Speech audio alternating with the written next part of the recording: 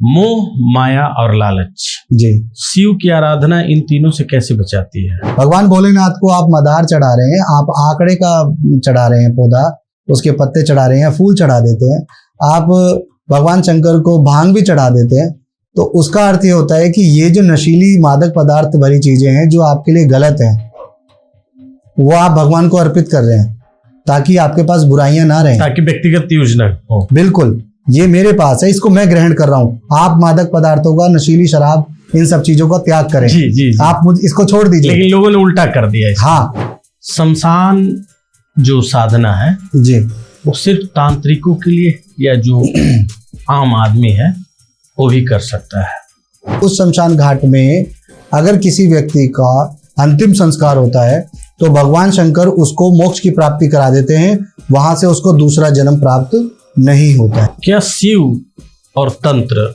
एक दूसरे के पूरक हैं? तो क्या तांत्रिक क्रिया करके किसी स्त्री को अपने बस में किया जा सकता है? मतलब ये सच्चाई है, ये सत्य है कि कोई भी स्त्री को अपने बस में किया जा सकता है। अब लोग ये कह देते हैं शिव तांडव स्तोत्र के बारे में जो बात करते हैं, कहते हैं शिव ने तांडव किया। तांडव एक नृत्य का नाम है। तांडव एक नृत्य का नाम है। नमस्कार, आप देख रहे हैं द अपीलिंग भारत। मैं हूं आपका होस्ट पंकज कुमार और आज हम बात करेंगे इस पॉडकास्ट शो में शिव को शमशानवासी क्यों कहा जाता है। और हमारे साथ स्टूडियो में है आचार्य राहुल ऋषि जी, जो कि शिव साधक हैं और अष्ट भैरव साधक भी हैं और तमाम तरह के जो तंत्र और महाविद्याएं जो होती हैं उसके विश्लेषक हैं। तो सर, आपका स्वागत है। बहुत बहुत धन्यवाद आपका। जय श्री राम। जी जी, जय श्री राम। सर, हम ये जानना चाहते हैं क्योंकि आजकल एक नया सा ट्रेंड चल गया है, यूट्यूब जब से आया है, हर कोई अपने आप को ये क्लेम कर रहा है कि ये उपाय कर लो, वो उपाय कर लो, लेकिन कभी कोई ये बात नहीं करता कि शिव को शमशानवासी क्यों कहा जाता है। मार्मिक प्रश्न है जी आपका जी, और प्रभावित हूं मैं आपके इस प्रश्न से। जी जी।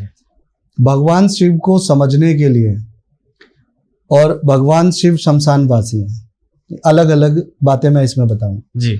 शिव को शमशानवासी कहा जाता है और क्यों कहा जाता है इसका जवाब मैं दूंगा, लेकिन इससे पहले मैं एक बात बता देता हूं कि शिव मंगल कारक हैं। शिव का अर्थ मंगल करना भी होता है, ठीक है। और भगवान जो शिव हैं उनकी भक्ति जब आप करते हैं, उनके मार्ग पे आप जब चलते हैं जी, तो आपको तब स्वतः ज्ञान होता है कि शिव और शिव की भक्ति क्या है। उसके पश्चात ही आपको समझ में आता है। शिव को शब्दों में व्याख्या नहीं किया जा सकता जी। तो इसलिए शिव की भक्ति, शिव के मार्ग पे चलकर ही शिव को समझा जा सकता है। विज्ञान भैरव में भी यही बताया है।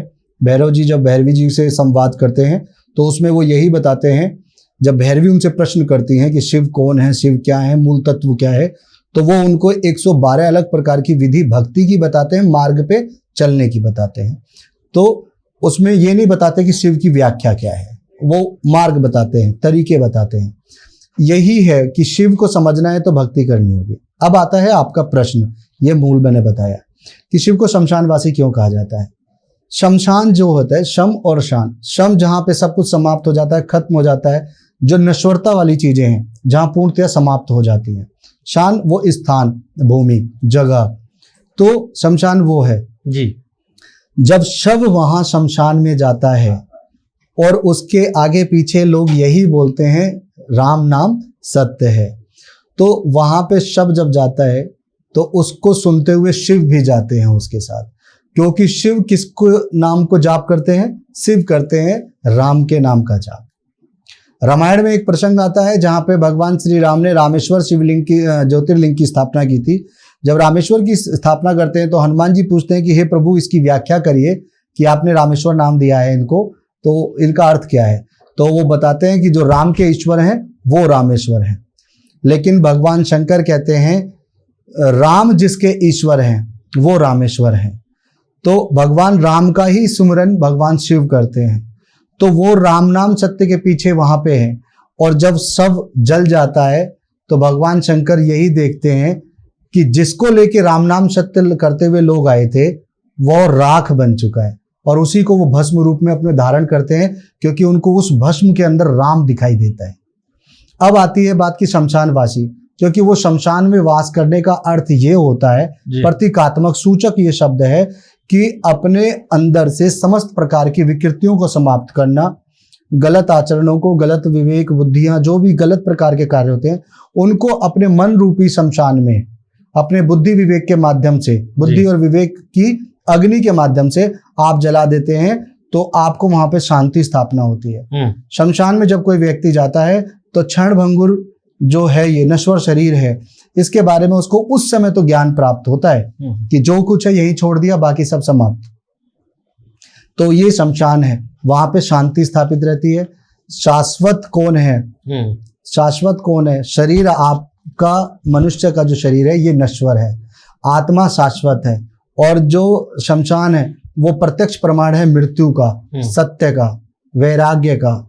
तो वो वहां शिव इसलिए बसते हैं, वहां शिव इसलिए बसते हैं क्योंकि वहां पे सत्य है और शिव ही सत्य है, तो इसलिए उनको शमशानवासी भी लोग कहते हैं। शमशान से भय हमें लगता है हाँ इंसान है, भगवान को नहीं लगता, क्योंकि भगवान शिव कौन है? मृत्युंजय हैं।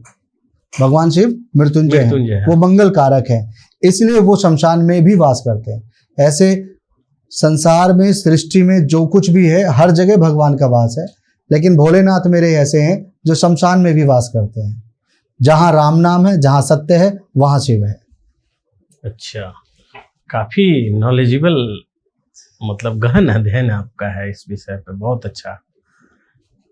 अगला हमारा प्रश्न ये है कि लोग कहते हैं कि जैसे कि जो लोग मृत्यु से डरते हैं वो लोग शमशान जाने से भी डरते हैं, और आपने कहा कि शिव वहां निवास करते हैं, तो ये दोनों चीजें आपस में कॉन्ट्राडिक्टरी नहीं है? मृत्यु से जो भय है वो भय किस वजह से है? अज्ञानता भय का कारक है, और जब ज्ञान हो जाता है, जब बोध हो जाता है, तो आपका भय स्वतः छूट जाता है। ये प्रमाणित तौर पे है। ठीक है। अगर मैं किसी चीज के प्रति अज्ञान हूं तो उसका भय मुझे सता सकता है, लेकिन जब वो प्रत्यक्ष रूप से मेरे सामने आता है, तो जब मुझे ज्ञात हो जाता है, मुझे ज्ञान हो जाता है, बोध हो जाता है कि इस वजह से ये वो समस्या है, तो मैं उससे सामना करता हूं या मैं उसका निवारण निकालता हूं। तो मृत्यु का भय जो है लोगों के पास अज्ञानता का है। अभी मैंने थोड़ी देर पहले जो बात बोली थी कि मनुष्य अगर ये समझ ले, इस ज्ञान को प्राप्त कर ले कि सब कुछ नश्वर है, क्षण भंगुर है, सत्य कौन है? मृत्यु एक सत्य है जो होनी ही होनी है। पृथ्वी पे भगवान श्री राम ने भी मृत्यु को स्वीकार किया है, पृथ्वी पे भगवान श्री कृष्ण ने भी मृत्यु को स्वीकार किया है, तो मृत्यु तो होनी ही है। तो उस सत्यता को आप छोड़ नहीं सकते। अगर उस सत्यता को स्वीकार करते हैं तो आपके अंदर से भय खत्म हो जाता है। कठोप उपनिषद जो है, कठोप उपनिषद के अंदर भी इसकी व्याख्या की गई है कि मनुष्य को माया रहती है, मोह रहता है, लोभ रहता है, और कहीं ना कहीं उसके अंदर ये जो भय होता है कि मेरे बाद क्या होगा, या ये जो मेरा है इसका क्या होगा। तो इसी मोह माया के कारण या अहंकार के कारण, किसी भी इस प्रकार की विकृतियों के कारण उसके अंदर मृत्यु को लेके भय प्राप्त होता है। और जब वो भय प्राप्त होता है तो वो शमशान भी नहीं जाता है, क्योंकि वो सामने मृत्यु को देखता है कि एक व्यक्ति जो जीवित था वो आज नहीं है और उसका क्रिया संस्कार हो रहा है, अंतिम संस्कार जो हो रहा है। सत्य तो वही है, सत्य मृत्यु है, और शमशान सत्यता से आपको प्रमाणित तौर पे साक्षात्कार कराती है। बिल्कुल। तो उससे जो भय लगता है लोगों को वो सिर्फ अज्ञानता के कारण है। अज्ञान खत्म, ज्ञान आएगा तो आपको स्वतः ये पता चल जाएगा कि मृत्यु सत्य है और मृत्यु से भयभीत होने की आवश्यकता नहीं है। जो मृत्यु से भयभीत होते हैं, अकस्मात भी मौत आती है, मृत्यु तो अकस्मात भी आ जाती है। मृत्यु के बारे में जन्म का पता चल गया कि जन्म हो चुका है, लेकिन मृत्यु का तो पता ही नहीं चल रहा ना, वो अनप्रेडिक्टेबल है। तो इसी वजह से आप जो इंसान, हमारे मानव जाति जो है ये इसीलिए डरती है, और कुछ नहीं है, सिर्फ ज्ञान का कम, मृत्यु को अपने जो एक सच्चाई है स्वीकार ना करना, यही एक कारण है भय का, और कोई कारण नहीं है। आपने बीच में एक सवाल मतलब जवाब दिया जी, मोह माया और लालच। जी, शिव की आराधना इन तीनों से कैसे बचाती है? शिव की आराधना ही बचाती है। मैं वही पूछ रहा हूँ। हाँ, शिव की आराधना ही बचाती है। शिव, अगर आप शिव भगवान की आराधना कर रहे हैं तो आराधना करने से वो चेतना जागृत होती है जो आपके अंदर ज्ञान विवेक को जागृत करती है, और ज्ञान विवेक आता है आपके अंदर। तो मोह माया क्या है कि आपको ये जब ज्ञान होने लग जाता है कि चीज स्थिर नहीं है, तो ये लोभ मोह माया खत्म करने के लिए एक भगवान आपके अंदर वो चेतना जागृत करते हैं, और वो शिव ही करते हैं। कि शिव की तरफ आप देखिए, शिव गृहस्थ भी हैं, शिव वैरागी भी हैं, शिव योगी भी हैं। शिव के पास समस्त संसार को देने के लिए सब कुछ है, उसके बाद भी शिव कहाँ वास करते हैं? शमशान में, पर्वतों में, जंगलों में। शिव ने रावण को सोने की लंका दे दी, स्वयं तो नहीं रह रहे उसमें ना, स्वयं बिल्कुल नहीं रह रहे। तो शिव की ही भक्ति आपको मोह माया से दूर करने का रास्ता बता सकती है और उस रास्ते पे ले जा सकती है। देवलोक में इंद्र देवता बैठे हुए हैं जो सभी समस्त देवताओं के राजा हैं और वो वैभवशाली हैं। अगर वो भी भगवान शंकर को मानते हैं, उनकी प्रार्थना करते हैं या उनकी पूजा करते हैं, तो वो तो किसी चीज का त्याग नहीं कर रहे। शिव ये कहते हैं कि आपके पास जो कुछ भी है, जो कुछ भी है आप उसका भोग कर रहे हैं, ठीक है, लेकिन मोह के अंदर नहीं पड़ना चाहिए। शिव की भक्ति ही आपके अंदर वो चेतना जागृत करती है कि आपके अंदर मोह माया और अहंकार खत्म हो सकता है। बिल्कुल। जो आपके पास दूसरे भाव होते हैं, काम, क्रोध, इनको नियंत्रित किया जा सकता है, इनको जीता नहीं जा सकता। अच्छा, इनको जीत लेंगे तो स्वयं शिव हो जाएंगे। शंकर भगवान जी, भगवान भोलेनाथ जी ने काम को जीत रखा है, उन्होंने मृत्यु को जीत रखा है। वो मृत्यु से परे हैं, उनके लिए उनका ना कोई आदि है ना कोई उनका अंत है।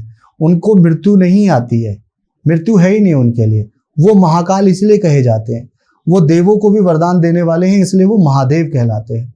और शिव ही एक ऐसे हैं जो दैत्य, असुर, राक्षस, जब वो भी उनकी पूजा में जाते हैं तो वो उनको भी दे देते हैं।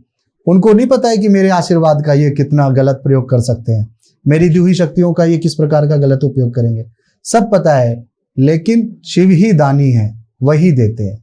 तो अगर आप भगवान शंकर की, शिव की आराधना करते हैं और अगर आपका उद्देश्य है कि आपको लोभ मोह माया इन सबसे छुटकारा मिले, तो भगवान शिव आपको वही देते हैं। वो चेतना के माध्यम से देते हैं, आपके बुद्धि के माध्यम से मिलता है। आजकल युवाओं में सर एक बहुत बड़ा प्रॉब्लम होता जा रहा है। आपने बोला काम, क्रोध और जो एडिक्शन है उसको इंग्लिश में बताते हैं आपको, लस्ट, एंगर और एडिक्शन। इन तीन चीजों से आज हर युवा ग्रसित है। इससे कैसे बाहर निकलेगा वो? ये जो प्रश्न है, ये देखिए मानवीय विकृति के अंदर आता है जी, कि जो मनुष्य है उसके अंदर ये सब गुण जो है, अवगुण, ये सारे अवगुण उनके अंदर आ चुके हैं और ये कलयुग का कालखंड का प्रभाव है। अगर व्यक्ति को स्वयं से चेतना जागृत होती है कि मुझे इनसे बचना चाहिए, किसी भी व्यक्ति की आत्मा एक बार को हमेशा ये बताती है कि आप गलत कार्य कर रहे हैं, अंतःकरण में आवाज होती है, महसूस होता है।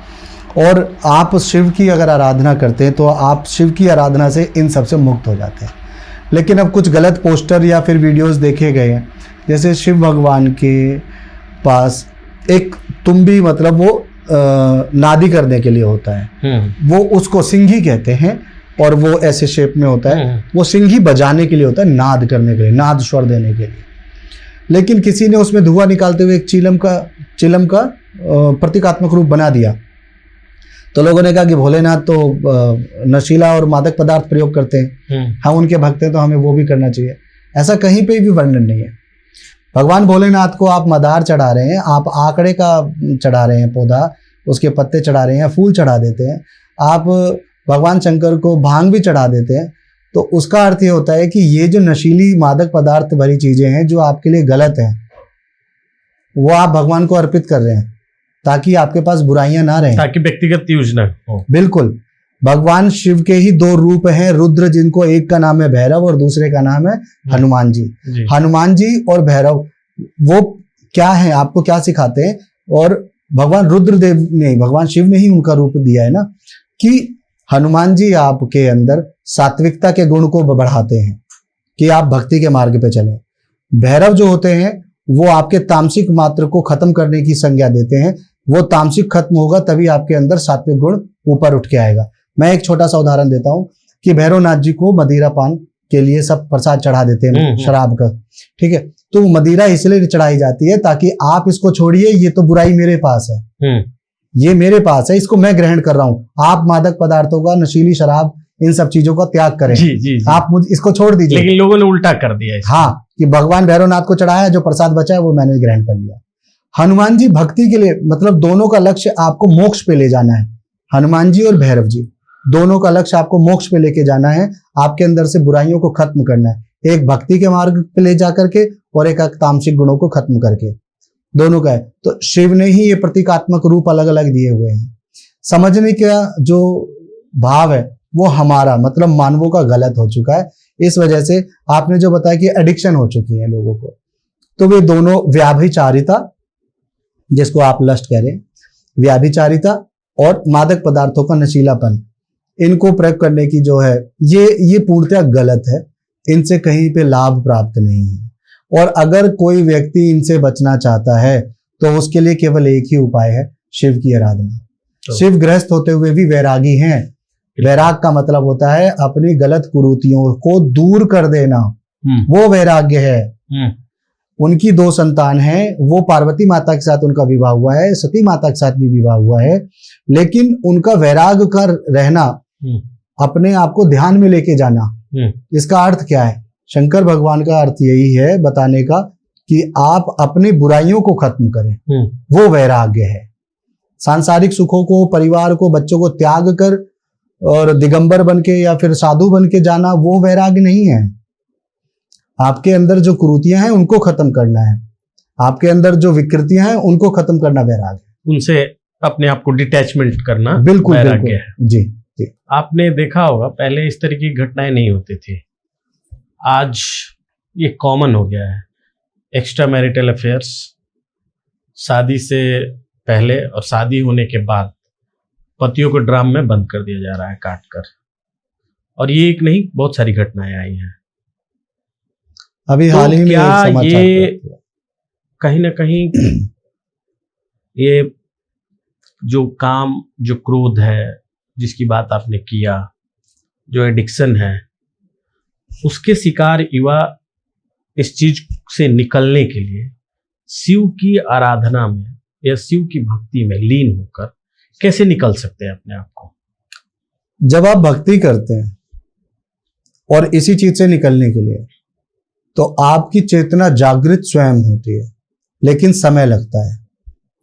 बिल्कुल। मादक पदार्थों का सेवन करना या फिर व्याभिचारिता के अलग अलग आचरणों को आजमाना या करना, जैसा आपने बताया एक्स्ट्रा मैरिटल अफेयर हो जाते हैं लोगों के, तो ये इस प्रकृति के कलयुग के इस कालखंड का ये है। रामचरितमानस, श्री रामचरितमानस जो तुलसीदास जी द्वारा रचित है, उसके अगर आप उत्तरकांड में जाएंगे, जहां पे काकभुसुंडी जी को समस्त प्रकार की नवधा भक्ति और भगवान श्री राम के चरित्र के बारे में जो वर्णन किया है, वो काकभुसुंडी जी ने उनको दिया है, गरुड़ जी महाराज को दिया है। तो वहां पे भी ये बताते हैं कि इस प्रकार की समस्याएं कलयुग में आएंगी।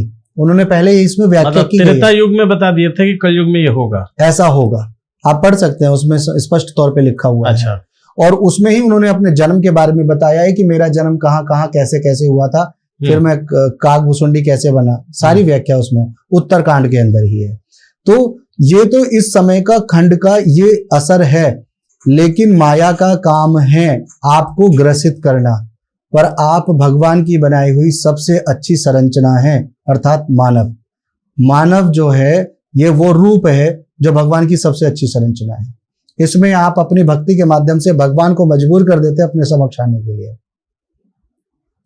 तो भगवान ने मानव को जो बनाया है, तो माया तो सबको ग्रसित करेगी। माया ने नारद जी को भी ग्रसित किया था, जो सारे दिन सुबह दोपहर शाम रात दिन नारायण नारायण करते रहते हैं। तो माया तो उनको ग्रसित करेगी क्योंकि उन्हीं की बनाई हुई है। तो अगर आप इससे निकलना चाहते हैं, आप अपना लक्ष्य बनाएं, अपना उद्देश्य बनाएं, भगवान शिव की भक्ति करें। भगवान शिव की भक्ति के लिए भगवान कभी नहीं कहते कि बहुत ज्यादा विशेष प्रकार से चीजों को किया जाए और उपाय किए जाएं। भगवान शिव का ध्यान लगाना, उनके शिवालय में बैठ के एक लोटा जल भी देना, वो भी उनकी भक्ति है। मंदिर नहीं जा सकते आप, अपने घर के अंदर गमले के अंदर पार्थिव शिवलिंग बना के उनकी पूजा कर लीजिए, वो भी भक्ति है। वो भी नहीं कर सकते, आप अपने बड़ों का सम्मान करना आरंभ कर दीजिए, भगवान शिव उनसे भी प्रसन्न हो जाते हैं। आपके मन के भाव अगर अच्छे हैं तो भगवान आपके साथ हैं। तो इन सारी चीजों से बचने का तरीका यही है कि आपको भगवान शिव की भक्ति ही करनी पड़ती है, और भगवान शिव ही आप निकाल सकते हैं। मादक पदार्थ भगवान विष्णु को तो नहीं चढ़ाया जाता ना, मादक पदार्थ भगवान श्री कृष्ण को, हनुमान जी को, किसी को नहीं चढ़ा रहे, अकेले शिव को चढ़ा रहे हैं। तो एडिक्शन खत्म करने का तरीका क्या है, और काम पे विजय प्राप्त करने का भी नाम जिसको दिया गया है वो कौन है, वो शिव है। भगवान शंकर ने अपना तीसरा नेत्र खोला और उससे अग्नि प्रकट हुई, और कामदेव जो सामने खड़े थे, पंचसायक जिन्हें कहते हैं, 5 तीर वाले पंचसायक इनका नाम है, और वो तत्काल वो भस्म हो गए। तो काम को पराजित किया, काम पे विजय प्राप्त की, वो कौन है, शिव है। तो तीसरा नेत्र जो है वो क्या है, वो आपका ज्ञान और विवेक है, आपका आत्मबोध, आपकी आत्म चेतना है, कि ज्ञान रूपी अग्नि से आप अपनी काम वासना को समाप्त कर सकते हैं जी। तो ये जितनी भी आपने बताया है कि एडिक्शन हो गई है इस प्रकार की, शिव ही वो है शक्ति जिसकी आप भक्ति करते हैं, तो आप इन समस्याओं से छुटकारा प्राप्त कर लेंगे। एक दिन में नहीं होगा, निरंतर करना होगा, समय लगेगा लेकिन होगा। वो कथा क्या है, संक्षिप्त में बताइए, जिसमें भगवान शिव अपने तीसरे नेत्र से कामदेव को भस्म कर देते हैं। देखिए, राक्षस का एक राक्षस थे और उन्होंने देवताओं पे बहुत ही ज्यादा अत्याचार करना आरंभ कर दिया था। ठीक है। और उन्होंने अपनी तपस्या के माध्यम से ये आशीर्वाद प्राप्त किया था कि मेरे को तो भगवान शिव के पुत्र के माध्यम से ही मेरा वध होना चाहिए। तो उनको पता है कि भगवान शंकर का अभी पुत्र होना नहीं है, तो बस वो बुद्धि लगाई थी। लेकिन जो भगवान है आशीर्वाद देते हैं, वरदान देते हैं, परंतु उनको पता है कि आगे करना क्या है। तो इसलिए भगवान शंकर जो है, भगवान शंकर का मिलन नहीं हो रहा था माँ से, तो इसलिए संतान प्राप्ति नहीं होती। संतान नहीं होगी तो उसके बाद उनका वध नहीं होगा। तो इसलिए कामदेव को इसके लिए सभी देवताओं ने आग्रह किया कि आप कामदेव हैं, आप ही इस कार्य को सिद्ध कर सकते हैं। भगवान शंकर अपनी साधना में लीन है, तो उन्होंने जब उनपे, कामदेव ने जब अपने बाण चलाने आरंभ किए, मनोरम दृश्य बनाया कि इनके अंदर काम को लेकर के कुछ जागृति आए, तो हुआ ये कि जब भगवान शंकर पहले उनको टालते रहे कि ठीक है, लेकिन जब वो जागृत हो गए अपनी साधना से, उनकी साधना में भंग पड़ गया, तो वो कुपित हो गए, और कुपित होते के साथ ही उन्होंने अपनी तीसरी नेत्र को खोला, और उस तीसरी नेत्र से जो अग्नि निकली उससे कामदेव भस्म हो गए, जो ऊर्जा उत्पन्न हुई। इसके बाद में भी एक कथा है छोटी सी। कामदेव के भस्म होने के पश्चात जो राख थी, उस राख से दैत्यों ने वो राख ले ली, और उस राख से एक भंडासुर नाम के दैत्य का निर्माण कर दिया। अच्छा। और भंडासुर का जो वध होना था, भंडासुर का वध जो हुआ है वो माँ शक्ति भगवती के हाथों हुआ है। अच्छा। त्रिपुर सुंदरी भी बोलते हैं जिन्हें, ललिता सहस्त्र नामावली में भी उनका नाम आता है, और श्रीमद् देवी भागवत महापुराण के अंदर भी इनकी व्याख्या की गई है। तो पुराणों में अगर आप पढ़ते हैं, जैसे हम और आप क्या है कि पढ़ाई अपने उस हिसाब की करते हैं कि अब आपको कक्षाएं पार करनी है, एक टेक्निकल एजुकेशन लेनी है, और उसके बाद नौकरी करनी है, या हमें व्यापार करना है। लेकिन सनातन धर्म के अंदर अपने ज्ञान को लेकर के भगवान के प्रति समर्पित भाव से जो पुराण लिखे हुए हैं, उसके प्रति हमारे पास समय नहीं है।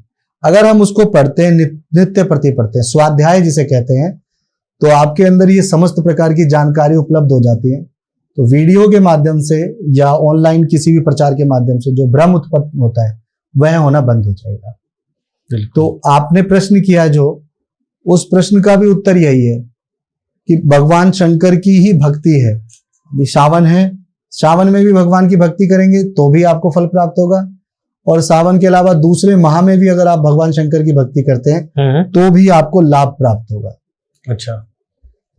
भगवान शिव के भक्त रावण जी भी थे। रावण ने ऐसे स्तोत्रों की रचना की है कि उन मंत्रों को, उन स्तोत्रों को अगर पढ़ा जाए तो वेग से लगता है कि ऐसी ध्वनि तरंगे उत्पन्न हो जाती थी कि भक्ति करके तो रावण ने भी सब कुछ जीत रखा था। सोने की लंका अगर उन्होंने प्राप्त की है तो भगवान को सुपात्र लगा, मतलब वो ऐसा पात्र था कि उसको सोने की लंका दी जा सके। इसी मतलब वजह से इस उच्च कोटि के आदमी भक्ति थे वो। मैं भक्ति पे जाऊंगा। वैसे वो एक खलनायक है, रावण जो है वो एक खलनायक है। पर स्त्री हरण करना, देवताओं पे अत्याचार करना, ये तो उनके कर्म हो गए। हाँ, तो वो एक खलनायक की संज्ञा में आ गए। लेकिन उन्होंने अपनी शक्तियां भक्ति के माध्यम से जीती थी। वो ग्रहों की चाल को बदल देते थे कि मेरे पुत्र का जन्म होगा तो इस प्रकार के होना चाहिए ताकि वो अजय हो जाए। ठीक है, बिल्कुल। तो ये सब, लेकिन ये सब चीजें कहां से आई? उन्होंने सिर्फ एक की साधना करी और वो है भगवान शिव। भगवान शिव की साधना करने की वजह से ही उनको समस्त प्रकार की चीजें प्राप्त होती चली गई। बिल्कुल। अहंकार तो सभी को प्राप्त हुआ। अहंकार में रावण चले गए, वहां पे भगवान शंकर जी से मिलने के लिए कैलाश पर्वत पहुंच गए, तो उन्होंने जाकर के अपनी 20 भुजाओं से कैलाश पर्वत को ऊपर उठाने लग गए कि भगवान दर्शन नहीं दे रहे तो कैलाश पर्वत उठा देता हूं। अच्छा। तो कैलाश पर्वत में ऐसे ऐसे हलचल महसूस हुई। हलचल महसूस हुई तो भगवान शंकर ने देखा कि मेरे भक्त को तो अहंकार हो गया है। तो सिर्फ अपने पैर के एक अंगूठे भर के भार से ही उन्होंने कैलाश पर्वत को नीचे दबा दिया और उसके समस्त बाजुएं उसके नीचे दब गई। तो दशानन ने वहां पे अपने बुद्धि विवेक का और अपनी जो चेतना का एक परिचय दिया और धैर्य नहीं खोया। धैर्य, जो धैर्य होता है वो वीर पुरुष में होता है। और उन्होंने एक रचना करी जिसे आप और हम तांडव स्तोत्र कहते हैं, शिव तांडव स्तोत्र। जटाटवी लज्जुल प्रवाह पावित स्थले गले विलंब लंबिताम भुजंग तुंग मालिकाम डमट डमट डमट डमट निनाद वट डमर वयम चकार चंड तांडव तनोतु न शिवा शिवम। तनोतु न शिवा शिवम 2 बार शिव आया। एक शिव, इसमें क्या है? शिव मंगल करें, शिवम। तनोतु न शिवा शिवम, शिवम।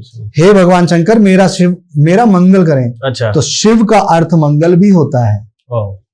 शिव का अर्थ मंगल भी होता है। इसीलिए मैं आपको कह रहा था अभी कि भगवान शंकर की भक्ति अगर कोई व्यक्ति करता है तो एक्स्ट्रा मैरिटल अफेयर हो, चाहे उनको मादक पदार्थों की एडिक्शन हो, अगर वो उन चीजों से निजात पाना चाहता है, छुटकारा प्राप्त करना चाहता है और उनको लगता है कि मेरे मन की विकृतियों पे अंकुश नहीं लग रहा है, तो भगवान शिव की प्रार्थना करने से अंकुश लगता है। वो चेतना जागृत हो जाती है आपके मस्तिष्क के अंदर कि आपको यह कार्य नहीं करना चाहिए। बिल्कुल बिल्कुल। शमशान जो साधना है जी, वो सिर्फ तांत्रिकों के लिए या जो आम आदमी है वो भी कर सकता है? शमशान की जो साधना है वो सिर्फ तंत्र क्रियाओं के लिए है।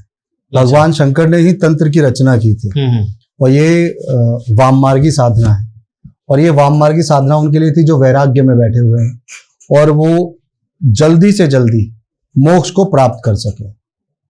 और भगवान शंकर के द्वारा रचित है तो ये गलत नहीं है। लेकिन काम विषय लोलुप जो तांत्रिक होते थे उन्होंने तंत्र साधना की है और तंत्र साधना को करने के पश्चात उसका दुरुपयोग किया है। जैसे एक महिला के हाथ में चाकू है तो वो उससे सब्जी भी काट सकती है, एक अपराधी के हाथ में है तो उससे वो हत्या भी कर सकता है। चाकू तो एक ही है। तो इसी प्रकार से तंत्र है भगवान शंकर का बनाया हुआ, उनका ही रचना किया हुआ है कि तंत्र जो है वो बहुत अच्छी चीज है। तो लेकिन शमशान में जाकर जो तंत्र क्रिया करनी है वो केवल तांत्रिकों के लिए है जो वाम मार्गी साधना करते हैं। आम व्यक्ति के लिए भगवान ने ये कठिन रास्ते नहीं बनाए हैं। आम व्यक्ति गृहस्थ में रह के अपने घर में रह करके भी पूजा पाठ कर सकता है, भगवान शिव की आराधना कर सकता है। सुबह सो के उठे तो भगवान शंकर का प्रातःस्मरणीय जो प्रातःस्मरणीय मंत्र होता है उसको पढ़ सकता है। शंकर भगवान को सुबह जल अर्पण करने के पश्चात में वो ओम नमः शिवाय का मंत्र कर सकता है। इतना बहुत है। तंत्र साधना एक अलग प्रकार की होती है और वो भी शमशान के अंदर करें तो वो उग्रता का भाव के साथ होती है। तो वो व्यक्ति जो तंत्र साधना कर रहे हैं शमशान में बैठ के शमशान क्रिया के साथ, वो तंत्र के लिए और तांत्रिकों के लिए ही है, आम जन के लिए बिल्कुल भी नहीं है। कई ग्रंथों में ये कहा गया है कि जो शमशान भूमि होता है वो महासिद्ध क्षेत्र होता है। कुछ ऐसे ग्रंथ के नाम बताइए या शास्त्रों के। मैं एक ग्रंथ का नाम आपको बताता हूँ, और स्कंद पुराण के अवंती खंड में इसकी व्याख्या की गई है, और उसके अंदर उज्जैन के बारे में बताया गया है। उज्जैन में शिप्रा नदी जो है उनके बिल्कुल साथ में ही महाकालेश्वर उज्जैन मंदिर को जब आप जाएंगे, उनसे थोड़ी आगे जाने के बाद आपको एक भैरव जी का स्थान मिलता है जिनका नाम है विक्रांत भैरव। काल भैरव लोग जाते हैं, लेकिन वहां विक्रांत भैरव नाम से भी एक स्थान है, और वो शमशान घाट में है। और वो उसकी ये व्याख्या की गई है कि उस शमशान घाट में अगर किसी व्यक्ति का अंतिम संस्कार होता है तो भगवान शंकर उसको मोक्ष की प्राप्ति करा देते हैं, वहां से उसको दूसरा जन्म प्राप्त नहीं होता है। तो ये पुराण में वहां पे वर्णित है। उसके अलावा कई अलग अलग जगह के, जैसे जैसे कश्मीरी शैविज्म के जो ग्रंथ बने हुए हैं, शैव संप्रदाय, गोरख संहिता जो बनी हुई है, उसके अंदर बाबा मच्छेंद्र नाथ का बनाया हुआ जो तंत्रसार है, उसके अंदर भी शमशान को एक सिद्ध स्थान बताया गया है, क्योंकि वहां पे नवीन चेतना जागृत होती है सिद्धि लेने के लिए। वहां जाने के बाद जो रहा सहा थोड़ा बहुत भी दिमाग में विकृतियां रह जाती हैं, वो सब वहां जाके भंग हो जाता है। वहां पे मृत्यु साक्षात दिखाई देती है कि यहाँ मृत्यु रहती है, यहाँ मृत्यु वास करती है, लेकिन वहां शिव वास करते हैं। शिव वास करते हैं तो वहां काली भी वास करती है। शमशान में शिव वास करते हैं तो भगवान शिव के साथ वहां काली भी वास करती है। तो शमशान जो है वो अपने आप में स्वयं सिद्ध है, वो सबसे ज्यादा सिद्ध भूमि है। शमशान किसी को नुकसान नहीं पहुंचाता है। शमशान में समस्त लोग जाते हैं, वहां से ही लोगों के लिए आगे एक स्वर्ग का मार्ग खुला हुआ है। तो इसलिए शमशान सिद्ध ही है।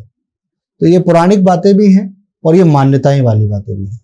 आपने कभी शमशान में क्रियाएं की हैं? मैंने शमशान में कोई क्रिया ऐसी नहीं की है। भैरव साधना करते समय में गुरु जी के सानिध्य में मैं गया हूँ, और 2 बार मैंने उनके सानिध्य में जो साधना की है सिर्फ वही साधना की है। बाकी का मैं सब साधना, जलती चिता का साधना या अलग प्रकार की जो शमशान क्रियाएं होती है, मैं उनको नहीं करता हूँ। और ये शक्तियों को उजागर करना या पहचानना, आत्मबोध को जानना, इसके लिए ये साधना की जाती है। लेकिन एक अच्छा गुरु जो आपके पास होता है, जिन्होंने इन प्रक्रियाओं को किया है, तत्पश्चात अगर आप करते हैं तो आपको अनुभव होता है कि चीजें सत्य हैं और अच्छी हैं। लेकिन बिना गुरु के शमशान जाकर के साधना करने वाली क्रिया को नहीं करना चाहिए। जीवन में जो कुछ है वो भी समाप्त हो जाता है। अच्छा, शमशान की सत्यता को अगर जानना है तो मैं एक बार काशी गया था। काशी में मैंने भगवान भैरवनाथ के दर्शन करे, विश्वनाथ महाराज जी के दर्शन किए, और उसके बाद मैं घाट पे भी जाकर के समय व्यतीत करके आया हूँ वहां पे। लेकिन 2 दिन वहां रुकने के पश्चात भी मेरे पास ऐसा महसूस होता था कि जैसे कुछ है जो छूटा हुआ है। एक संतोषजनक स्थिति जो मन में आ जाती है वो पूरी नहीं हो पा रही थी। अच्छा, शमशान कोई दार्शनिक स्थल नहीं होता ना, लेकिन शमशान मणिकर्णिका घाट है। वहां पे ब्रह्मनाल घाट, मणिकर्णिका घाट, हरिश्चंद्र घाट, अलग अलग कई घाट है जहाँ पे नमो घाट, जहाँ अलग अलग शव सेकंड मिनट के हिसाब से आते रहते हैं। तो वहां पे जाकर के 5 मिनट से लेकर के 2 घंटे का समय मेरा कैसा व्यतीत हो गया मुझे स्वयं पता नहीं चला। अगर किसी व्यक्ति को बहुत अच्छी तरीके से अपने अंदर एक आत्मबोध का ज्ञान लेना है तो ऐसी जगह जब जाए तो वहां पे कुछ देर बैठे और देखे। वहां जितने साधु बैठे हुए हैं, अघोर तपस्या करने वाले अघोरी बैठे हैं, या फिर तंत्र साधना करने वाले हैं, जितने भी आपको साधु संत तरीके के जो नाथ संप्रदाय वाले हैं या अलग संप्रदाय के हैं, वो वहां पे बैठे हैं। तो वहां पे वो शिव को ही तो देख रहे हैं। जो शव आ रहा है वहां पे देख रहे हैं कि क्षण भंगुर है सब कुछ। शाश्वत क्या है? आत्मा है। मृत्यु क्या है? परिवर्तन। मृत्यु एक परिवर्तन है। वो वहां देख रहे हैं। इसी वजह से उनके अंदर कोई भी काम, क्रोध, मद, लोभ, अहंकार, इस प्रकार से कोई चीज नहीं बचती है। उनको बस वहां रहना है। और जितने समय मैं बैठा हुआ था उतने समय मेरे को काफी कुछ अच्छा महसूस हुआ कि जीवन में क्या अच्छा है और क्या बुरा है और किसके पीछे हम भाग रहे हैं। जिसको हम कहते हैं आज हमारा है कल वो हमारा नहीं, इस प्रकार की चेतनाएं स्वयं जागृत हो जाती है। और मेरे जीवन में सच में परिवर्तन भी आया इस बात को लेकर के। आपका अहंकार समाप्त होने लग जाता है। अच्छा। एक व्यवहार में आपके कहीं ना कहीं एक डाउन टू अर्थ जो लोग कहते हैं कि आपके व्यवहार में बहुत ही ज्यादा नम्रता आ जाती है। स्वयं मरने के बाद तो कोई किसी को कुछ बताने नहीं आएगा, लेकिन दूसरे को देख के अनुभव तो करेगा कि चीजें तो समाप्त हो गई, अब क्या है आगे। इसलिए तो शमशान में ही भगवान शिव वास करते हैं। शिव की शक्ति अनुभूत करनी है तो पहले के समय में, मैं आपको बात बताता हूँ कि पहले के समय में लोग कहते थे कि किसी के यहाँ मृत्यु हुई है गांव में, जैसे पहले ग्राम होते थे, गांव होते थे, तो कहते थे पूरे गांव को मिलके वहां जाना चाहिए, उनको संतोषजनक बातें करनी चाहिए और शमशान क्रिया में भी वहां पे जाना चाहिए। ये किसी भी जाति का हो, कैसे भी हो, ऐसा बोला जाता था। तो वो कहीं ना कहीं स्नेह और प्रेम के लिए बोला गया है, एक छुपा हुआ उसके अंदर संदेश होता था। वो इसलिए होता था कि अहंकार जब किसी व्यक्ति के अंदर बहुत ज्यादा बढ़ जाता है, तो अगर किसी व्यक्ति की मृत्यु के समय वो उसके घर या उसके शमशान, उसके शव यात्रा में जाता है, तो उसको उस समय ज्ञान का बहुत स्वयं हो जाता है। क्या शिव और तंत्र एक दूसरे के पूरक हैं? शिव और तंत्र एक दूसरे के पूरक, शिव ही सब कुछ है, शिव का बनाया हुआ ही तंत्र है। अभी मैं बता रहा था कि शिव ही का बनाया हुआ तंत्र है। ये कहा जा सकता तंत्र की रचना शिव ने बनाई है। तो ये कहा जा सकता है कि शिव तंत्र के बिना अधूरे है? नहीं, या तंत्र शिव के बिना अधूरा है? तंत्र शिव के बिना अधूरा है। तंत्र क्रिया आपको करनी है तो शिव की मार्ग पे आपको जाना पड़ेगा। अच्छा, ये नहीं कह सकते कि शिव के तंत्र अधूरा। देखिए, अगर मेरे को कोई देख के ये कहे कि आप अपने पिताजी जैसे दिखते हैं तो मेरे लिए ये बहुत अच्छा होगा, ऐसा ही होता है। तो जो शिव है, शिव ने तंत्र की रचना करी है। तो तंत्र को अगर आपको साधना है तो शिव आपके साथ है। शिव की वजह से ही आपका तंत्र सिद्ध हो रहा है। और तंत्र भगवान शंकर ने ही बनाया है। अक्सर देखा जाता है सर कि जो तांत्रिक क्रियाएं हैं जी, उनको काले जादू से जोड़कर देखा जाता है। आए दिन खबरें भी आती हैं अखबारों में जी। तो क्या ये जो तंत्र है वो सिर्फ तांत्रिक क्रिया है या प्योर विज्ञान है? तंत्र का उपयोग गलत हुआ है। अच्छा। तंत्र बहुत अच्छी चीज है, लेकिन तंत्र का उपयोग गलत हुआ है। ये विषय काम वासना के लोलुप जो होते हैं तांत्रिक, जिनके पास शक्ति आ गई और उस शक्ति को वो समा के अपने अंदर नहीं रख सके, उसको मोक्ष का द्वार ना बनाने की बजाय उन्होंने अपने लालच को आगे बढ़ाया। तंत्र सार, मेरु तंत्र, शारदा तिलक, ललितांबा तिलक, मंत्र सार, तंत्र सार तंत्र, इस प्रकार के बहुत सारे 64 ग्रंथ बने हुए हैं तंत्र के ऊपर। कहीं पे भी किसी भी प्रकार की गलत व्याख्या नहीं है। तंत्र की मोक्ष प्राप्ति की एक व्याख्या की गई है। आप उसको पढ़ते हैं तो आपको अनुभव होता है कि इसके अंदर क्या क्या व्याख्या की गई है और उसमें हर प्रकार की चीजें बताई गई हैं। तो तंत्र गलत नहीं है। भगवान शंकर ने सृष्टि के लिए कोई गलत रचना नहीं की है। गलत करते हैं हम, मतलब मानव गलत करता है। एक गाड़ी मेरे पास आ गई, एक गाड़ी किसी और के पास आ गई जी। उस कार को लेके मैंने तो अपने जीवन का उसको हिस्सा बनाया है कि सुगमता पूर्वक मैं दूर के रास्तों को जल्दी तय कर सकूं। यही होता है। आप मोटरसाइकिल है, साइकिल है, कार है, वाहन का उपयोग ये हो गया। कुछ लोग उसी वाहन को दुरुपयोग करके जब चलाते हैं तो एक दुर्घटना घटती है, किसी की जान चली जाती है, कोई अपने हाथ पैर से बेकार हो जाता है। तो तंत्र तो वही हो गया ना। हमें तो तंत्र प्राप्त हो गया, लेकिन हमने उसका उपयोग कहाँ किया है? एग्जैक्टली। उपयोग गलत हुआ है, इसलिए तंत्र से लोग डरने लग गए हैं और आज समाज में इसका बहिष्कार हो चुका है पूर्णतया। तांत्रिकों ने जिस घर में आकर के लोभ लालच देखा तो उन्होंने उसका दुरुपयोग किया और वो घर बर्बाद हो गया, या उस घर परिवार के अंदर एक अच्छा जो चल रहा था वो सब कुछ खत्म हो चुका है। तो इसलिए वो चीजें फैलती चली गई। काला जादू इसीलिए बोला जाता है, वो तत्काल प्रभाव से तंत्र किया जाता है, काला जादू उसी में नाम दे दिया जाता है कि ये जादू है। जो चमत्कारिक रूप से कर दिया जाता है वो तो गलत कर दिया, इसलिए काला जादू हो गया। अगर उससे मोक्ष प्राप्ति का कार्य किया जाए तो तंत्र साधना से अच्छी कोई साधना नहीं। तो क्या तांत्रिक क्रिया करके किसी स्त्री को अपने बस में किया जा सकता है? अगर तांत्रिक बहुत सही है, सटीक है, तो वशीकरण है, सम्मोहन है, वशीकरण है, मतलब ये सच्चाई है ये सत्य है। कि कोई भी स्त्री को अपने बस में किया जा सकता है। स्त्री पुरुष को कर देती है, पुरुष हाँ। स्त्री को कर सकता हाँ है। मतलब वही। तांत्रिक लोग उसकी मदद कर देते हैं, दूसरों को कर देते हैं। तांत्रिक लोग कई बार खुद से भी कर देते हैं। इसी को कहते हैं कि काम वासना के आसक्त हो जाते हैं लोग, और वो अपनी तंत्र प्रक्रियाओं का गलत उपयोग करते हैं, सम्मोहित कर लेते हैं। बिल्कुल। मैंने अभी थोड़ी देर पहले एक शब्द का प्रयोग किया था, काम विषय वासना लोलुप। ये मैंने इसलिए प्रयोग किया है क्योंकि इन सभी चीजों को लेकर के जो लालची हैं, कुछ गलत लोगों ने इसका प्रयोग गलत कर दिया और वही हुआ। शब्दों पे बड़ा चयन करके बोलना पड़ता है कि व्याभिचारिता ये हो जाती है कि अलग अलग पार्टनर के साथ में बनते हैं, तो उसमें तंत्र विद्याओं की वजह से भी कई बार ऐसी असफलताएं आई हैं कि लोगों ने किसी तांत्रिक के माध्यम से किसी के साथ कर दिया जो उसको भागे, आदमी ने औरत को, औरत ने आदमी को, और कुछ स्वयं तांत्रिक विद्याओं को जानने लग गए।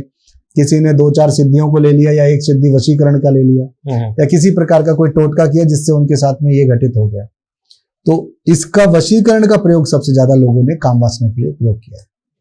ये जो आए दिन में या आप भी कोई भी ट्रेनों में पोस्टर्स देखते हैं, बसों में देखते हैं, ठीक है, और पब्लिक टॉयलेट्स में भी हम लोग देखते हैं, वशीकरण करें, संपर्क करें, इन सब चीजों में कितनी सच्चाई है? क्या लोगों को ऐसे ढोंगी बाबाओं से बचना चाहिए? बिल्कुल बचना चाहिए। मेरी एक बहुत कटु लाइन है, हाँ बोलिए। मैं आपको बताता हूं कि जब ज्योतिषी की बात आती है, ज्योतिष द्वारा बताए गए उपाय में जब रत्नों की बात आती है कि आप इस पत्थर को धारण करें, हाँ, या आप गंगा जल चढ़ाएं, हाँ, देवताओं को, या आप तिल चढ़ाएं, गेहूं चढ़ाएं, चावल चढ़ाएं, हाँ, अन्य प्रकार के उपाय जब बताते हैं, तो ज्योतिष की ज्योतिषी विद्या पे प्रश्न चिन्ह लगाया जाता है, हाँ, और उसका एक वैज्ञानिक कारण मांग लिया जाता है। हाँ, मांगते हैं सब। तो वही बुद्धिजीवी लोग तंत्र के चक्कर में किसी को फोन कर देते हैं कि 4 घंटे में लाभ प्राप्त करें, वशीकरण कराएं। हाँ, मूठ करनी मतलब किसी के नाम से हंडिया चला के उसकी हत्या करा देना। अच्छा, ये सब सत्य हैं, ये होते थे, लेकिन आज के समय में पाखंड और ढोंग ज्यादा है। ऐसे बाबाओं से लोगों को बचना चाहिए, पूर्णतया बचना चाहिए। किसका भला हो गया?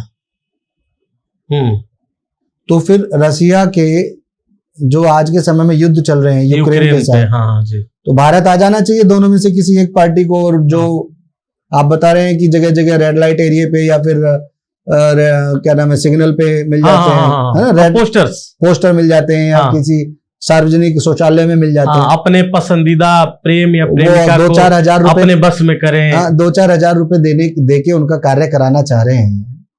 तो इतने बड़े नेता हैं ये लोग, तो ये तो उनको करोड़ों रुपए, अरबों रुपए देके उनकी गरीबी मिटा देंगे। और एक यहाँ से उन्होंने कुछ किया और वहां पे वो समाप्त हो जाएगा ना। ये क्रियाएं हैं, लेकिन इनको क्रियाओं को करने वाले लोगों के अंदर इतना ज्ञान है कि हमें ये कार्य नहीं करना चाहिए। मेरे बस में नहीं है किसी को जीवन दान देना, तो मेरे को बचना चाहिए कि मैं उसकी हत्या करके उसका जीवन दान ना लूं। बिल्कुल, यही मानवता है। भगवान ने आपको शक्ति इसलिए नहीं दी कि आप उसका दुरुपयोग करें। अच्छा, इसलिए जब भी ताकत शक्ति आपके पास आती है तो आपका धीर होना बहुत जरूरी है, गंभीर होना बहुत जरूरी है, ताकि आप उसका दुरुपयोग ना करें। महाभारत में क्या हुआ कि ब्रह्मास्त्र चलाने वाले 2 महारथी थे, एक अर्जुन और एक अश्वत्थामा। अब अश्वत्थामा जी ने ब्रह्मास्त्र चला दिया, फिर बोल दिया कि जाओ उत्तरा के गर्भ में जो शिशु है उसको समाप्त कर दीजिए। और वहां पे तत्काल प्रभाव से समस्त पांडव आ गए, तो ब्रह्मास्त्र का जवाब देने के लिए ब्रह्मास्त्र चलाया गया। ठीक है, फिर वहां पे ऋषि महात्मा प्रकट हो रहे हैं और उन्होंने कहा कि इसको रोको, तो अर्जुन ने तो अपना बाण रोक लिया और अश्वत्थामा जी ने तो साफ मना कर दिया, मेरे को इसका प्रयोग आता है, मैं रोक नहीं सकता। रोकना नहीं आता है। तो विनाशकारक शक्ति उनको मिल गई, लेकिन उनके अंदर संयमता नहीं थी। तो वही तंत्र है, वही मंत्र है, और सभी चीजों के रचयिता भगवान शंकर है। आपके पास शक्ति आती है ना, भगवान शंकर ने समस्त रचना की है, मंत्रों की, स्तोत्रों की, तंत्र की, लेकिन उन्होंने सबको कीलित कर दिया है। इसीलिए कीलित कर दिया ताकि इनकी जो शक्ति है उसका दुरुपयोग मानव ना कर सके। उनको पता है मानव ये कर सकता है, मानव इस कार्य को कर सकता है, इसलिए ये कीलित कर दिया गया। और गुरु के सानिध्य में इन मंत्रों की शक्तियों को उजागर किया जाता है जी, उत्कीलन किया जाता है। अक्सर ये देखा जाता है जो भी तांत्रिक क्रियाएं हैं जी, वो रात्रि, अमावस्या और शमशान से जुड़ी होती है। ऐसे क्यों है? तांत्रिक क्रियाओं के लिए अमावस्या महत्वपूर्ण इस वजह से भी होती है क्योंकि हर प्रकार की तांत्रिक क्रियाओं के लिए भगवान शिव तो हैं, लेकिन उसमें काली भी है। माँ काली की व्याख्या अगर की जाती है तो माँ काली के 8 अलग प्रकार के भेद हो जाते हैं। माँ काली जो है उनके 8 अलग प्रकार के भेद हो जाते हैं, और उनमें संतति प्रदा काली, शमशान काली, स्पर्शमणि काली, इस प्रकार से इत्यादि 8 अलग अलग भेदों में आ जाते हैं। तो काली जो है, अमावस्या की रात को अगर आप चिता को जलते हुए देखते हैं तो आपको प्रचंडता ज्यादा दिखाई देती है। जो अंधकार है, जो तिमिर है, वही काली है। तो अमावस्या की रात सबसे ज्यादा इसलिए होती है। उसके अलावा एक दूसरा कारण मैं बताता हूं कि अमावस्या की रात्रि में देव जो होते हैं, जो देव होते हैं, उनकी चर शक्ति मतलब चलने वाली शक्ति, विचरण करने वाली जो शक्ति होती है, वो सुप्त अवस्था में होती है। और जो तामसिक शक्तियां जितनी होती हैं वो प्रचंड रूप से, उग्र रूप से जागृत रहती हैं। तो अमावस्या में जब आप तंत्र साधना करते हैं तो वो आपको तत्काल रूप से प्रभाव देती है और वो फलित होती है। इसी प्रकार से अमावस्या के अलावा ग्रहण काल का जो समय होता है उसमें भी अगर ये साधनाएं की जाती हैं तब भी ये बहुत ज्यादा आपको शक्ति प्रदान करती है और वो जागृत होती है, सिद्ध भी जल्दी होती है। अच्छा, इसलिए अमावस्या का महत्व इसमें ज्यादा है। शिव का रौद्र रूप है, वो सिर्फ तंत्र से जुड़ा है या ध्यान मग्न जो शांत स्वरूप है वो भी जुड़ा हुआ है? शिव के रौद्र रूप को, शिव का जो रौद्र रूप है वो क्रोध है। रौद्र रूप मतलब क्रोध है। और वो रौद्र रूप उन्होंने कब धारण किया है? सती माता जब राजा दक्ष के हवन में, यज्ञ में जब गई थी, राजा दक्ष द्वारा जो एक निर्धारित किया गया था, और उस आयोजन में जब वो गई हैं तो उन्होंने भगवान शंकर का अपमान देखा, स्वयं का देखा, तो उन्होंने स्वयं अग्नि को प्रकट करके उन्होंने वहां पे वो भस्म कर लिया। तो ये समाचार जब भगवान शिव को प्राप्त हुआ है तो भगवान शंकर ने क्या किया है, वो भोलेनाथ रौद्र रूप धारण कर लिया क्रोध में, और वो रौद्र रूप के उनके क्रोध से ही उन्होंने वीरभद्र को उत्पन्न किया। भगवान के क्रोध से काल भैरव भी उत्पन्न हुए हैं। भगवान के क्रोध के कारण उन्होंने अपनी एक जटा निकाली और जटा को जब ऐसे तोड़ दिया तो वीरभद्र पैदा हो गए, जो सिर्फ सर्वनाश करने के लिए उत्पत्ति हुई थी जिनकी। तो भगवान का रौद्र रूप जो है वो सामान्य रूप नहीं है, वो सिर्फ सर्वनाश का रूप है। अच्छा, हाँ, तो आप उसको शांति का प्रतीक नहीं मान सकते। वो वाला रौद्र रूप भगवान शिव का सिर्फ दक्ष के यहाँ पे जाकर के सर्वनाश करने के लिए था, कि जब वहां पे वीरभद्र गए तो उन्होंने पूर्णतया उसको नाश कर दिया, सारा यज्ञ समाप्त कर दिया। तो ये तंत्र से नहीं जुड़ा है? तंत्र से रौद्र रूप नहीं जुड़ा हुआ है, ध्यान योग जुड़ा है। रौद्र रूप से ध्यान योग और तंत्र रूप नहीं हो सकता, दोनों अलग अलग चीजें हैं। जो तंत्र है और जो ध्यान योग है, तंत्र ध्यान के माध्यम से ही हो सकता है। अच्छा, रौद्र से नहीं? रौद्र से कुछ नहीं हो सकता। रौद्र रूप भगवान का स्वयं का रूप है। हम रौद्र रूप जैसी क्रियाओं को करके भगवान शंकर को प्रसन्न नहीं कर सकते। हम जो तांत्रिक साधनाएं भी करते हैं, चाहे सब साधना है, चाहे शमशान की साधना है या किसी अलग प्रकार की साधना है, तांत्रिक क्रियाएं जो होती हैं, उन साधनाओं को करने का अर्थ ये होता है कि आप भगवान को प्राप्त कर रहे हैं, भगवान की शक्तियों के प्रति हैं, उनसे आपको कुछ प्राप्त करना है या मोक्ष प्राप्त करना है। लेकिन वहां पे आप तब भी आप भगवान के समक्ष एक याचक होते हैं। आप किसी भी मंदिर में जाते हैं, भगवान के समक्ष हाथ जोड़ के प्रार्थना करते हैं, याचक होते हैं, आप मांगते हैं। लेकिन तंत्र क्रिया में भी ऐसा नहीं है कि कुछ अलग होता है, तंत्र क्रिया में भी आपका वही होता है। आप प्रयोग भले ही कुछ भी करते हैं, वहां पे हवन कर रहे हैं, किस प्रकार के सामान से कर रहे हैं आप, वो ठीक है, वो क्रियाओं का एक हिस्सा है, पर रौद्र रूप से नहीं है वो।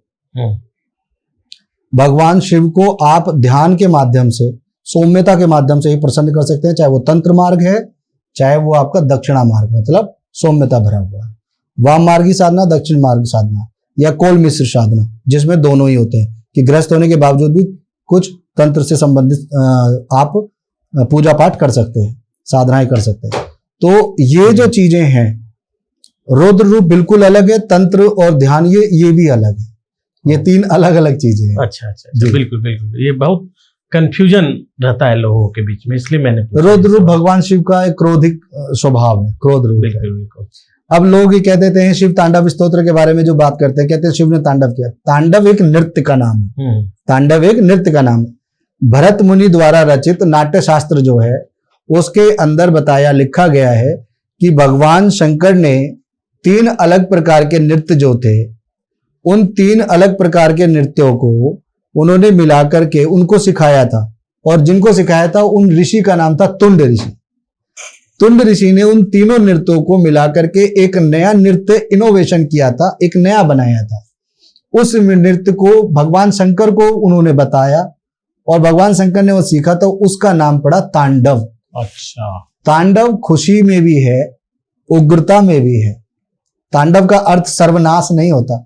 तुंड ऋषि द्वारा बनाया हुआ जो नृत्य है वो तांडव है, जिसको भगवान शंकर करते हैं। और सर्वनाश करना अलग होता है, कई बार चीजों को रीसेट किया जाता है, वो सृजन का भी एक होता है। भगवान शिव नाशकारी नहीं है, वो फिर से सब कुछ ठीक करके नए सृजन का एक रूपक है। भगवान शिव केवल, शंकर भगवान केवल ये नहीं है कि नाश के लिए डिस्ट्रॉयर, ऐसा नहीं है। भगवान शिव का नाम रावण से जोड़ा जाता है। कहा जाता है रावण महाज्ञानी थे, प्रकांड पंडित थे, विद्वान थे। तो रावण को ये शक्तियां आए कैसे, कहां से आई इतनी शक्तियां?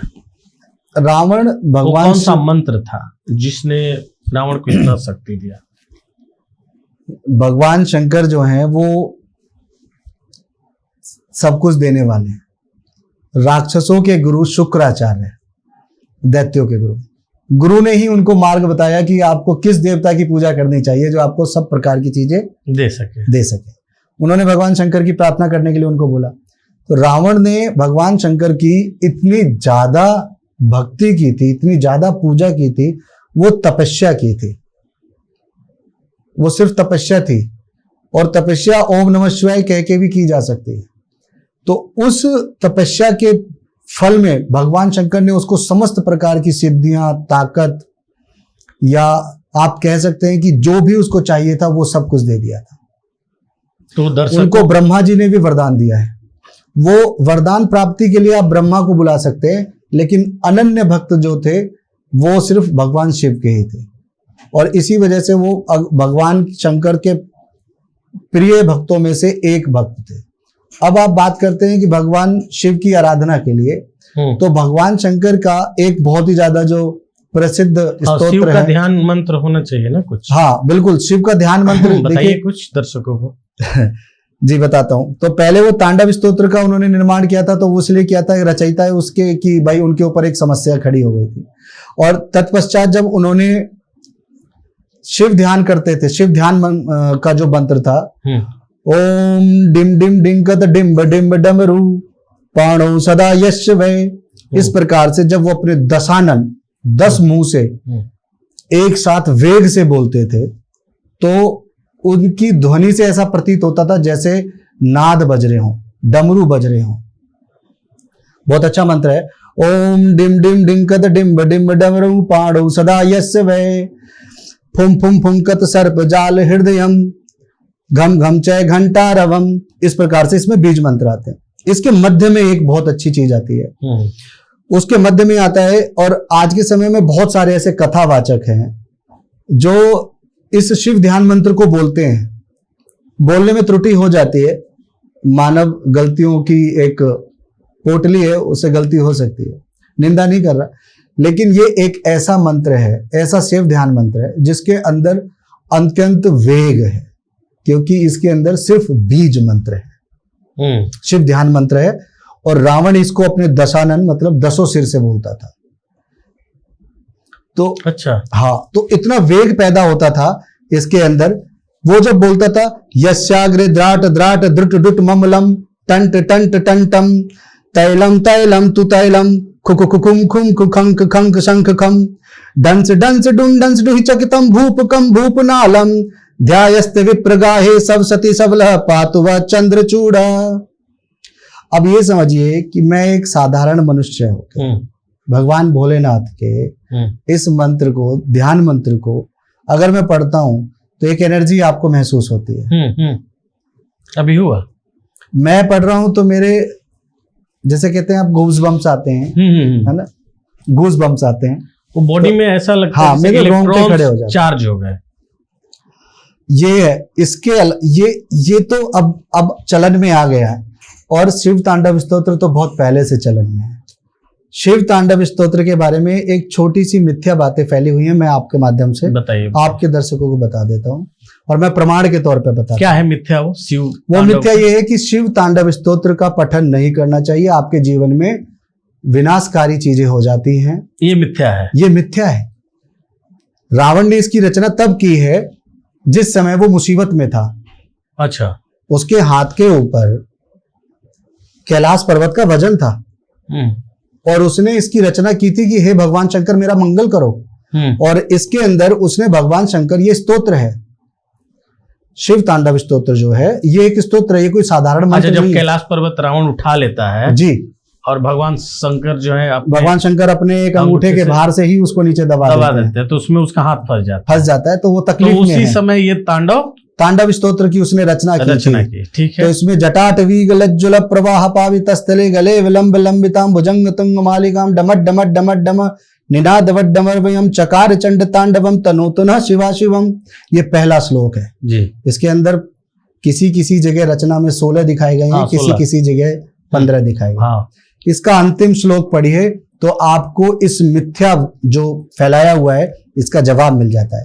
पूजा अवसान समय 10 वक्र गीतम यह शंभु पूजन परम पट्टी प्रदो से तस्य स्थिराम रथ गजेंद्र तरंग युक्ताम लक्ष्मी सदैव सुमुखी ददाति शंभो। कि समस्त प्रकार की संध्या कालीन में आप महादेव की पूजा करने के पश्चात अगर आप इस स्तोत्र का पाठ करते हैं तो आपको रथ गजेंद्र तुरंग युक्ताम लक्ष्मी सदैव सुमुखी ददाति शंभो। रथ गजेंद्र मतलब आपको गाड़ी घोड़े जो भी चाहिए होती हैं, हाँ, ऐश्वर्यशाली जो आपकी जिंदगी होती है, जीवन जो चाहिए, सुमुखी ददाति शंभु मतलब स्थिर रहने वाली लक्ष्मी शंभु ही आपको प्रदान कर देते हैं। अच्छा, स्वयं भगवान शंकर, स्वयं भगवान। संध्या कालीन में जब आप भगवान शिव की पूजा करते हैं महादेव की, उसके पश्चात अगर आप इसको पढ़ते हैं जी, तो आपके समक्ष भगवान शंकर का यह आशीर्वाद प्राप्त होता है। मैंने निजी जीवन में भगवान भोलेनाथ की उपासना करके अपने आप को आगे बढ़ाया है और अपने जीवन में अपने साथ के बहुत सारे लोगों को आगे बढ़ते देखा है। कुछ ऐसे पॉडकास्ट करने वाले इंसान हैं जिनके जीवन में संपूर्ण संघर्ष ही था। अच्छा। और उन्होंने जब महादेव की शरण ली है, अपने व्यापार को, अपने कार्य को परिवर्तित किया है, लेकिन भोलेनाथ की कृपा से आज वो एक बहुत प्रसिद्ध चेहरा बनते जा रहे हैं। ऐसा नहीं है कि शिव कुछ नहीं देते, शिव सब कुछ देते हैं। आपसे उनको क्या चाहिए? आपका इंसान होना, आपका मानव होना, आपके अंदर की क्रूरता, गलत बातें, गलत विचार, उनका त्याग करके वैराग्य धारण करना, अर्थात गलत चीजों से दूर रहना, वैराग्य। मेरे जितने पंकज जी पॉडकास्ट हुए हैं, किसी पॉडकास्ट पे मैंने कभी कोई सामान नहीं बेचा, मैंने कभी किसी को अपनी कांटेक्ट डिटेल नहीं दी कि कुंडली विशेषण कराएं, वास्तुशास्त्र दिखाएं, कुछ भी नहीं। हर एक पॉडकास्ट में मैं लोगों को यही बताता हूं कि भगवान की भक्ति अगर आप करते हैं, तरह तरह के पाखंड में नहीं फंसते हैं, तो आपको जरूरत ही नहीं पड़ी है कि आप ढोंगियों के पास जाके फंस के लुट जाएं। अच्छा। या आप अपने साथ कुछ गलत अनाचार करवा बैठे। एक संत, पूर्व समय की बात है कि एक संत किसी राजा दरबार में गए और वहां पे उनको जाकर के संत को कई दिनों से कुछ खाने पीने के लिए नहीं मिला था, तो वो पीड़ित थे। उन्होंने जाकर के दरबार में सोचा कि मैं राजा से कुछ मांग लूं, और राजा से अगर मैं कुछ मांगता हूं तो मुझे कुछ प्राप्त हो जाएगा। धन नहीं चाहिए, मुझे अन्न चाहिए। तो वहां पे उनके 2 सिपाही खड़े थे और उन्होंने कहा कि राजा जो हैं वो अभी आपसे नहीं मिल सकते, क्योंकि दरबार भी नहीं लगा हुआ है और आप नहीं मिल सकते। तो उन्होंने कहा कि अगर मुझे तत्काल प्रभाव से नृप मतलब राजा, अगर मुझे इनसे नहीं मिलने दिया जाएगा तो मैं अपने तप बल पे श्राप देके इनको भस्म कर दूंगा और आपके राज्य को समाप्त कर दूंगा। इस प्रकार से संत ने क्रोध में आके बोला। तो सिपाही जो थे, जो सैनिक थे, वो डर गए, भयभीत हो गए। वो भागते हुए पहुंचे और राजा को बताया कि प्रभु इस प्रकार से ऐसे करके कोई आया है। तो राजा ने कहा ठीक है, आप उनको अंदर भेज दीजिए।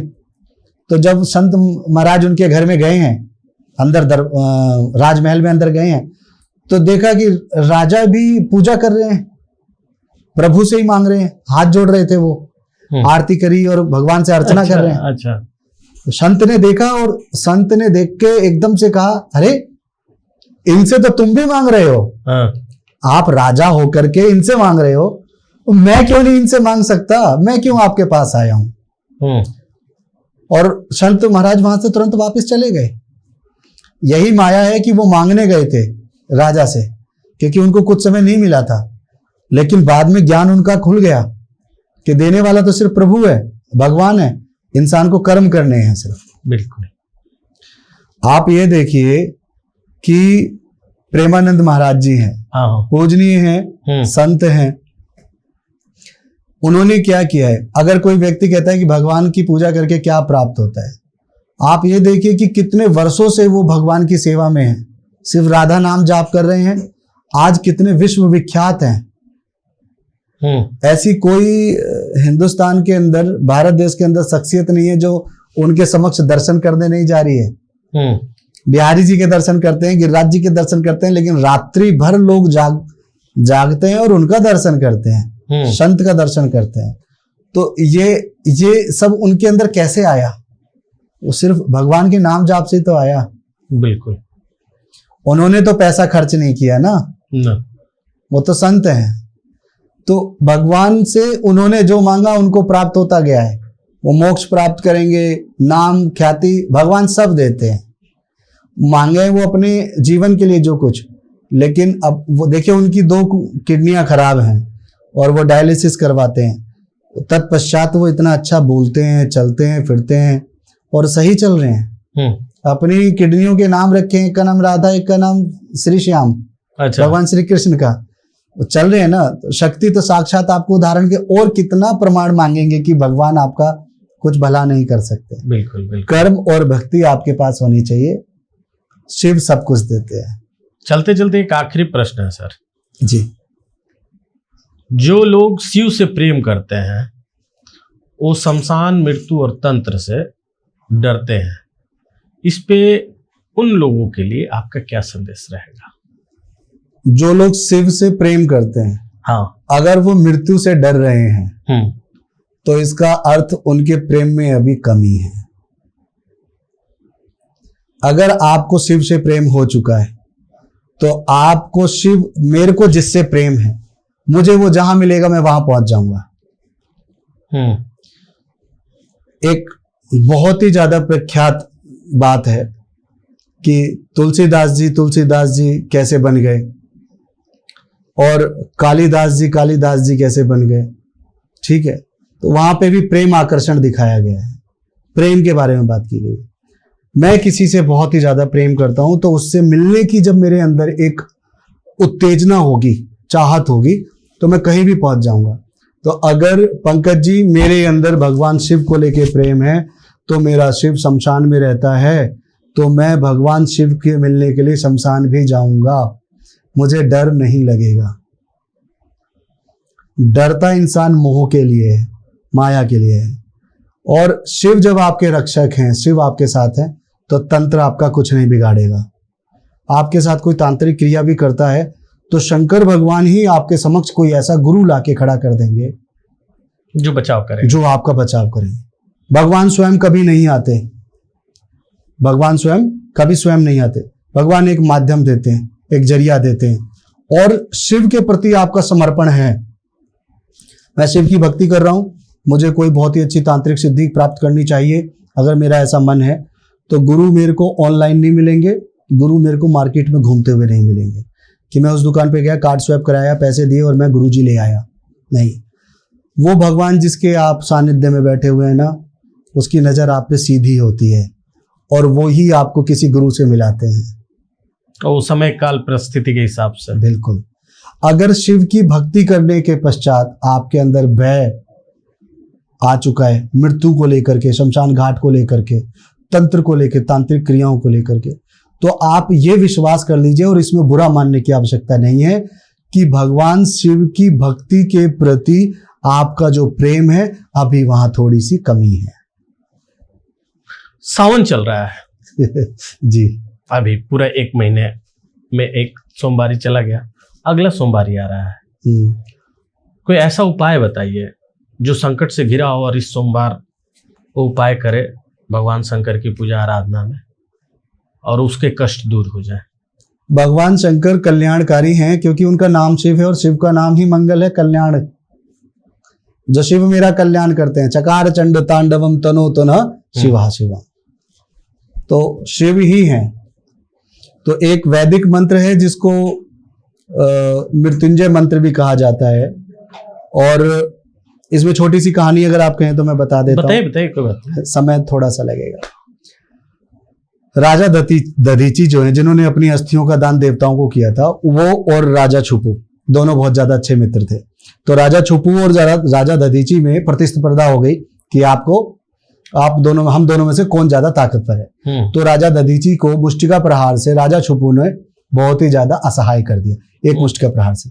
तो शुक्राचार्य महाराज वहां जा रहे थे और उन्होंने उनको बताया कि ये आपकी दशा कैसे हुई। उन्होंने बता दिया महाराज ऐसे ऐसे करके हुआ है। तो उन्होंने कहा कि आज मैं मृत्युंजय महाराज की सेवा करके संजीवनी मंत्र को सिद्ध कर चुका हूँ, संजीवनी विद्या मेरे पास है। मैंने बहुत सारे दैत्य दानवों को, राक्षसों को जीवित किया है मरने के पश्चात। आप उनकी आराधना करो। और दधीची जी ने जब उनकी आराधना करी भगवान शिव की, तो राजा दधीची ने जब उपासना करी तो उनका शरीर वज्र समान हो गया। राजा छुपू तो छोड़िए, इंद्र महाराज, सहस्त्र लोचन जिसे कहते हैं, जिनके 1000 नेत्र हैं, इंद्र भी उनसे परास्त होते थे। तो ये भगवान शिव की शक्ति है। अब बात करते हैं उपाय की। मैंने ये बात क्यों बताई है, इसलिए एक छोटा सा मंत्र है, मृत्युंजय रुद्राय नीलकंठाय शंभवे अमृतेशाय सर्वाय महादेवाय ते नमो नमः। यह मंत्र है। अगर किसी व्यक्ति को यह मंत्र याद नहीं होता है तो सबसे अच्छा मंत्र, आप भगवान शिव को बेलपत्र चढ़ाएं, उस पर राम नाम अंकित करें। नहीं बेलपत्र मिलता है तो उनको राम नाम सुना दीजिए। भगवान शिव भी शमशान चले जाते हैं, उनके पीछे जहाँ शव यात्रा में बोलते हैं राम नाम सत्य है, तो आप अपने घर पे बैठ के भी राम नाम बोलेंगे तो भगवान शिव आपके पास आ जाएंगे। राम नाम उनको प्रिय है, इसलिए शिव ने ही भगवान हनुमान जी का रूप धारण किया था। राम का नाम लिख करके अगर आप चढ़ा देते, आपको समस्त बाधाओं से पूरी तरह से भगवान मुक्ति दे देंगे। विशेष ग्रह के लिए अलग उपाय हैं, लेकिन अब आपको लग रहा है कि आपका कष्ट बढ़ चुका है, परेशानी बढ़ चुकी है, तो एक अचूक उपाय और बता देता हूं। इसके अलावा आप कुशा ले लीजिए। आप भगवान शंकर को जो जल अर्पण करते हैं उसके अंदर कुशा डाल दीजिए। कुश डाल के भगवान शंकर के मंत्र का आप जाप करें, आपको जरूर लाभ प्राप्त होगा। मुसीबत किसी भी प्रकार की हो, भगवान शंकर आपके सामने कवच बन के खड़े हैं और वही उसको ठीक करेंगे। तो ये जो उपाय है वो कौन से मंदिर में करने होंगे? शंकर भगवान का जो भी मंदिर जो आपके घर के समक्ष है। अच्छा। और अगर आपके घर के आसपास सोसाइटी में कहीं पे कोई मंदिर नहीं है तो आप अपने घर के अंदर नर्मदेश्वर रख सकते हैं, उनकी पूजा करें। सावन चल रहा है, इसमें उनको स्थापित करें। नर्मदा नदी का एक एक कंकड़ भी स्वयं शंकर है, क्योंकि नर्मदा को शिव तनया कहा जाता है, उनकी पुत्री कहा जाता है। तो इसी प्रकार से अगर आप नर्मदेश्वर नहीं ला सकते तो मार्केट में पारद के शिवलिंग मिल जाते हैं, छोटे छोटे से। आप पारद शिवलिंग रखिए अपने पास। तो ध्यान देना होता है, उनकी जलाधरी उत्तर दिशा की तरफ होनी चाहिए। जब आप अपने मंदिर में, घर के मंदिर में शंकर भगवान की स्थापना करते हैं तो जलाधरी आपकी उत्तर दिशा में होनी चाहिए। आप उसको करते हैं तो बहुत फायदा होता है, और इस उपाय को करें आप, जरूर फायदा होगा। जी जी, बिल्कुल बिल्कुल। बहुत ही आपने ज्ञानवर्धक बातें बताई, और जो मिथ्या और जो किद्वंतियां हैं उनके ऊपर विराम लगाने का आपने बहुत ही अच्छा कार्य किया। और लोगों के अंदर ये मिथ्या है और इस तरीके से लोगों को बताना चाहिए। बहुत कम लोग होते हैं जिनको इस बात की जानकारी होती है, जो खास करके उपनिषद है, पुराण है, जो हमारे ग्रंथ हैं, उनका अध्ययन करने वाले बहुत कम लोग हैं। लेकिन आपसे बात करके हमें आज बहुत अच्छा लगा, और मैं दर्शकों को भी ये आग्रह करूंगा कि आप इस पॉडकास्ट को पूरा देखें और अधिक से अधिक लोगों तक शेयर जरूर करें। तो आज का इस पॉडकास्ट शो को हम यहीं पे समाप्त करते हैं। हमारे साथ आचार्य ऋषि राहुल जी थे, जो कि इन तमाम सारे विषयों पर बहुत ही गहन चिंतन और मनन के साथ और बहुत प्रामाणिकता के साथ हर उस सवाल का जवाब दिया। तो आप इस पॉडकास्ट को देखते रहिए, द अपीलिंग भारत। और आपको अगर इसमें कुछ भी त्रुटि अगर नजर आती है या कोई सजेशन देना चाहते हैं तो आप हमें ईमेल भी कर सकते हैं। हमारा ईमेल आईडी है theappealingbharat@gmail.com। और अगर आचार्य ऋषि जी से मिलना है तो भी आप हमें मेल कर सकते हैं, या गूगल पे भी सर्च कर सकते हैं, यूट्यूब पे भी सर्च कर सकते हैं। और कोई भी इस तरीके के जो भी सजेशन लेना हो, जो भी सुझाव या परामर्श लेना हो, तो आप संपर्क कर सकते हैं। डिस्क्रिप्शंस लिंक में दिया हुआ होगा, जहां पे आप क्लिक करके संपर्क कर सकते हैं। तब तक के लिए जय हिंद, वंदे मातरम, भारत माता की जय। देखते रहिए द अपीलिंग भारत। जय श्री राम। जय श्री राम।